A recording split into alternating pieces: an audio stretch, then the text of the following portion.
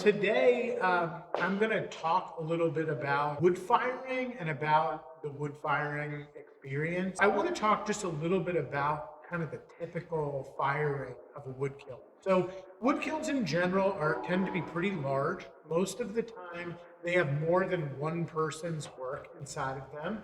Typically, in the firings that I've participated in, it's a 3 weekend endeavor. It's like the weekend before the firing, you go and you help to load the work.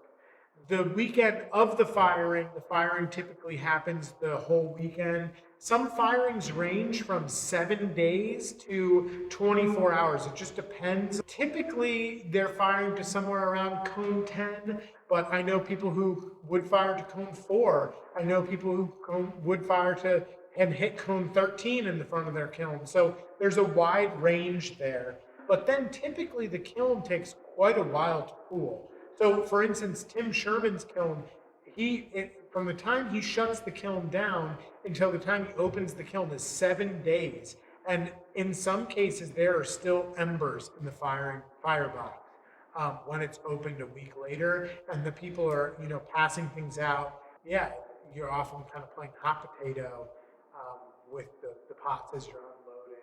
A lot of wood-fired pots have sort of a glaze, a natural glaze occurring on the surface of them, and it's from the mineral content of the wood that's being burned, carries a mineral content from the soil around it. That mineral content is vaporized in the flame and then deposited on the surface of the pot. Either artists or potters sort of started to use the exposed clay as like almost like a glaze. I have a few pots here of mine, and I'll sort of talk about wood firing and what it kind of does to the surface of pots.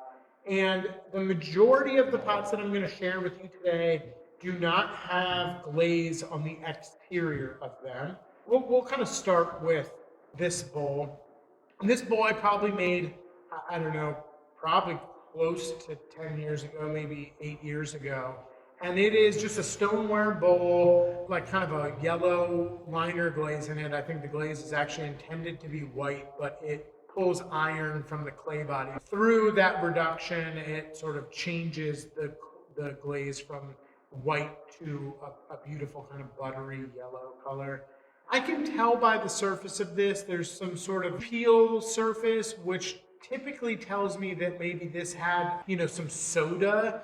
You're adding boards with sodium bicarbonate, which is baking soda, and that baking soda vaporizes and also adds to the glaze on the surface of the pot.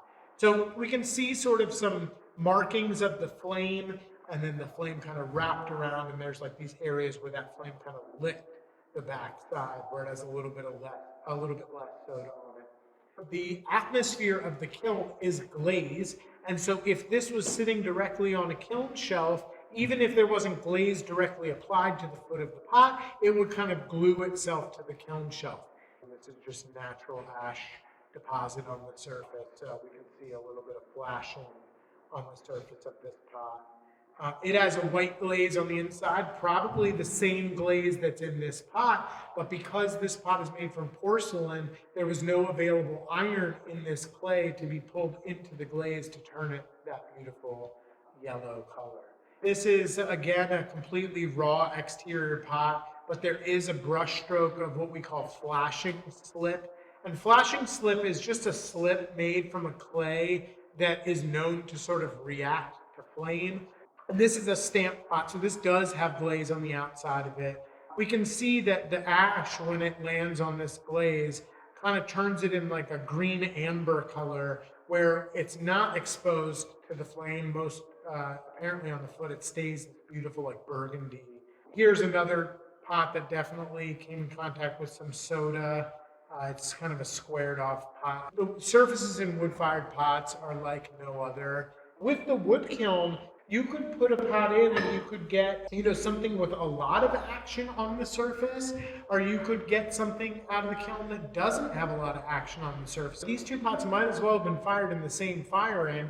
They're definitely made from the same clay, and they look pretty different. The inside glaze is the same glaze, but this one turned much more yellow than this one does. You're sort of allowing the kiln's atmosphere to have a little bit of control. I tend to really like that. I have a lot of control over the way I make my pots, maybe arguably too much. There's something nice about kind of turning that over to the irregularity of the kiln and sort of getting some imperfection through process, and that really works for me. I love the process. It's very community oriented. It definitely takes a village to fire most of these kilns, so it's not a solo activity. If you're interested, definitely look around your area for, local kilns that you could potentially buy a share in and get involved.